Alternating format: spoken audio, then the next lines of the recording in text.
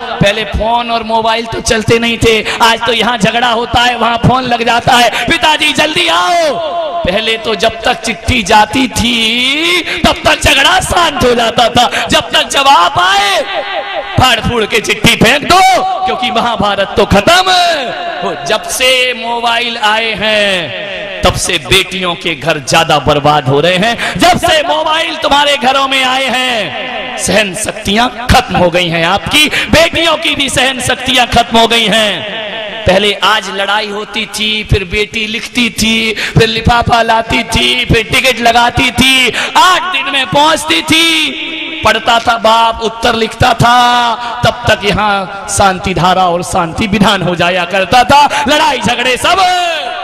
बोले मेरे बाप कहते थे बेटा ससुराल अच्छी हो या बुरी तुझे ही सब कुछ सहना है, इसलिए ससुराल के दुख कभी मेरे घर में मत बताना।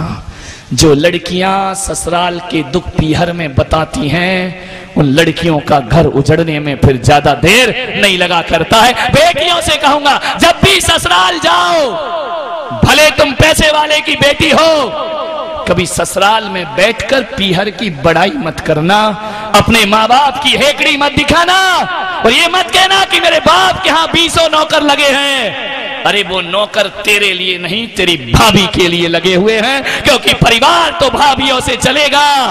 ये माँ बाप की दौलत पे ज्यादा हेकड़ी मत दिखाइए, ये चंद दिनों की है, ध्यान रखना। जो बेटी ससुराल में रहकर माँ बाप के गुण गाती है उसे सास ससुर का प्यार कभी नहीं मिला करता है, ध्यान रखिए। जिंदगी वहीं गुजारना है, याद रखिए अपने जीवन में जो भी सुख है दुख है तुम उस वंश और परंपरा में पैदा हुई हो।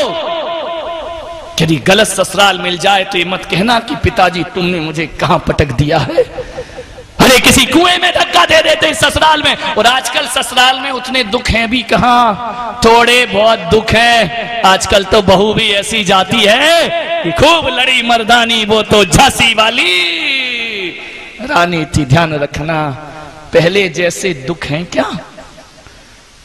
सोचिए, थोड़ा सा मन को बदलिए। ससुराल में रहकर पिता से कहना कि तुमने कहां पटक दिया। अरे मेरी समाज की बेटियों में तुमसे कहता हूं, अरे अपने वंश और अपनी परंपराओं पे ध्यान दो। अपन तो उस वंश